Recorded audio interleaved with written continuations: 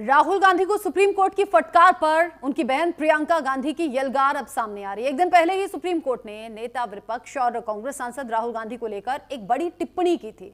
Supreme court ने सेना पर की गई राहुल गांधी की टिप्पणियों को लेकर कहा था कि अगर आप सच्चे भारतीय हैं तो आप इस तरह की बातें नहीं कर सकते हैं। अब इसे लेकर उनकी बहन प्रियंका गांधी राहुल के बचाव में उतर आई हैं। सुप्रीम कोर्ट की टिप्पणी पर प्रियंका गांधी ने कहा कि कोर्ट ये तय नहीं कर सकता है कि सच्चा भारतीय कौन है। दरअसल इस मुद्दे को लेकर बीजेपी जहां पर ऑफेंसिव मोड में है तो वहीं कांग्रेस पूरी तरह से डिफेंसिव मोड में दिखाई दे रही है। ताजा रिपोर्ट देखिए।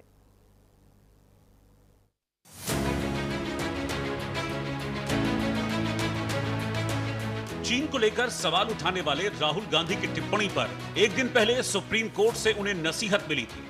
कोर्ट ने राहुल गांधी से कहा था कि सच्चा भारतीय कभी ये नहीं कहता। अब सुप्रीम कोर्ट की इसी टिप्पणी पर राहुल की बहन और कांग्रेस सांसद प्रियंका गांधी अपने भाई के समर्थन में उतर आई। प्रियंका गांधी ने सच्चे भारतीय वाले कमेंट पर भी सवाल उठाए।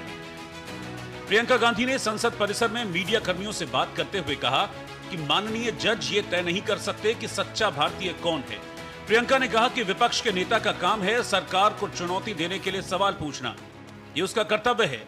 इसके साथ ही सरकार को घेरते हुए प्रियंका ने कहा जब सरकार जवाब नहीं देना चाहती तब वो ऐसे हथकंडे अपनाती है। क्या सरकार इतनी कमजोर है कि संसद भी नहीं चला सकती? ये तो मुझे लगता है कि मतलब न्यायपालिका के प्रति पूरे आदर के साथ कह रही हूँ कि ये तो उनके दायरे में नहीं होता डिसीजन। ये कोई जस्टिस तो नहीं तय करेंगे। दूसरा, राहुल जी ने हमेशा आर्मी का, सेना का आदर किया है। उनके दिल में उन सेना के प्रति, सैनिकों के प्रति, उनके अफसरों के प्रति पूरी तरह से आदर है। और हर भाषण में जब भी बोलते हैं, जब भी उनका हम कुछ भी भाषण या कोई भी टिप्पणी सुनते हैं उसमें वो आदर बहुत स्पष्ट दिखता है। जो लीडर ऑफ ऑपोजिशन होते हैं, जो नेता प्रतिपक्ष हैं, उनका जो कर्तव्य है वो ये है कि सरकार से सवाल पूछना। ठीक है, ये उनका कर्तव्य है, तो वो अपना कर्तव्य निभाते हैं। जब सरकार से सवाल पूछते हैं, उनको पसंद नहीं है, वो जवाब नहीं देना चाहते, इसलिए ये सब चीजें वो कराते हैं। सही, बहुत स्पष्ट बात है। अभी सदन नहीं चल रहा है, कितने दिनों से नहीं चल रहा है, और मैं सोच रही थी कि कितना मुश्किल है। सबसे बात करें, कह दें, चर्चा कर लेंगे। कितना मुश्किल है सदन को चलाना। क्या इतने दुर्बल हो गए कि इनसे सदन ही नहीं चल रहा है अब? दरअसल चीन के मुद्दे पर राहुल गांधी ने सरकार को घेरते हुए भारतीय सेना पर टिप्पणी की थी, जिस पर मानहानि का मामला दर्ज हुआ था। इसी मामले में सुप्रीम कोर्ट में सोमवार को सुनवाई हुई। इस दौरान सुप्रीम कोर्ट ने राहुल को खरी खरी सुनाई। इस याचिका की सुनवाई पर कोर्ट ने राहुल से काफी तल्ख लहजे में कई सवाल किए, जिसमें राहुल से पूछा गया कि आपको कैसे पता चला कि चीन ने भारत की 2000 वर्ग किलोमीटर जमीन पर कब्जा कर लिया? आपके पास विश्वसनीय जानकारी क्या है? आप क्यों नहीं ये बातें संसद में कहते हैं? आप ये सब बातें सोशल मीडिया पोस्ट पर क्यों कहते हैं? कोर्ट ने यह भी कहा था कि एक सच्चा भारतीय ऐसा कभी नहीं कहेगा। जब सीमा पर कोई विवाद हो तो क्या ये सब कहना जरूरी है? सुप्रीम कोर्ट की इन टिप्पणियों को बीजेपी ने तुरंत लपक लिया और कोर्ट की फटकार को हथियार बनाकर राहुल गांधी को घेरने में जुट गई। बार बार श्रीमान राहुल गांधी जी ने सार्वजनिक रूप से ये कहा कि चाइना ने देश के अंदर में आकर के जमीन कब्जा किया है, जबकि हमारा आर्मी, भारत सरकार, रक्षा मंत्रालय सबने कहा है कि सीमा विवाद है, लेकिन हमारा अंदर में आकर के कोई जमीन कब्जा नहीं किया है। विवाद है, सब मानते हैं, 1962 से पहले से विवाद थे, और वहां कभी पेट्रोलिंग करने में एक दूसरे के प्रति थोड़ा सा संघर्ष होता है।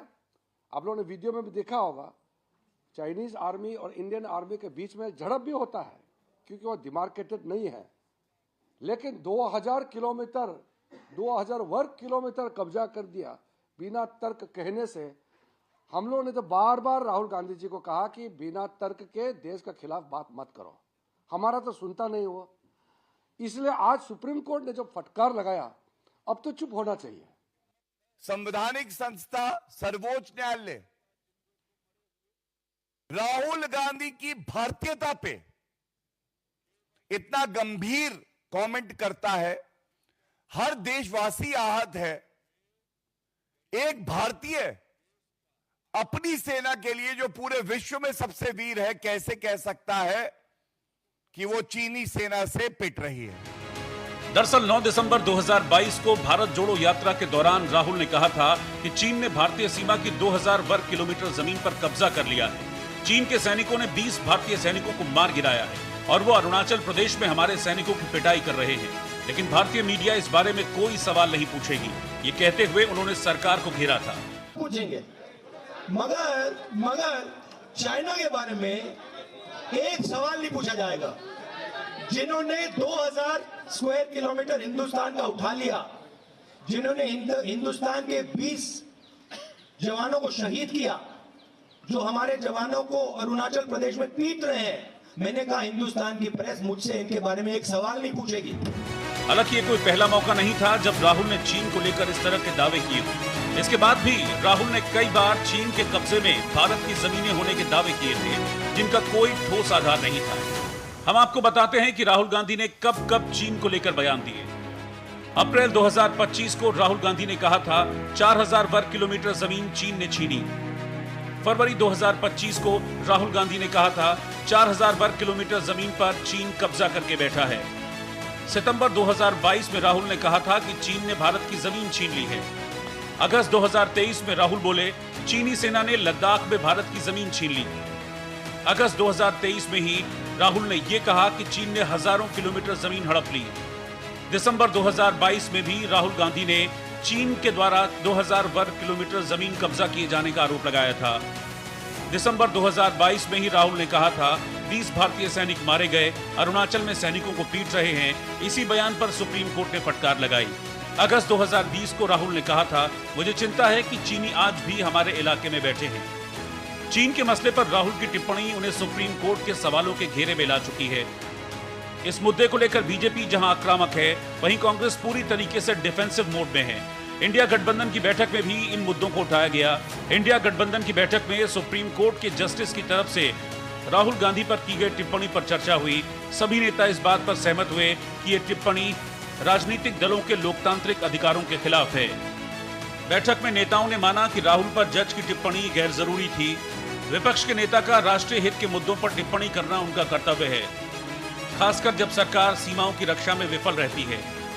नागरिकों का नैतिक कर्तव्य है कि वो सरकार को जवाबदेह ठहराएं। और सभी राजनीतिक दलों का ये मानना है कि देश के मुद्दों को उठाना हमारा कर्तव्य है। विपक्ष का कर्तव्य है कि जनहित के मुद्दों को उठाना, सदन के अंदर, सदन के बाहर। तो कहीं हमारे दलों के नेताओं को लगा कि सुप्रीम कोर्ट के जज का जो बयान आदरणीय राहुल गांधी जी पर था वो बहुत ही आश्चर्यजनक था, बहुत ही आश्चर्यजनक। राहुल के बयान को लेकर पक्ष विपक्ष आमने सामने हैं। बीजेपी इस टिप्पणी को लेकर पूरी तरह से आक्रामक है। एक तरफ जहां राहुल पर सुप्रीम कोर्ट की टिप्पणी को लेकर इंडिया गठबंधन में निंदा की गई, तो दूसरी तरफ संसद भवन में हुई एनडीए की बैठक में भी इस पर चर्चा हुई। प्रधानमंत्री मोदी ने राहुल को लेकर कहा कि इतनी बड़ी फटकार कोई हो ही नहीं सकती जो सुप्रीम कोर्ट ने लगाई है। इसको लेकर हम क्या कह सकते हैं जब सुप्रीम कोर्ट ने ही कह दिया। ये तो अपने पैर पर पत्थर मारना ही नहीं बल्कि आ बैल मुझे मार वाली बात है। बीजेपी राहुल पर अक्सर ही आरोप लगाती है कि वो तोल मोल कर नहीं बोलते।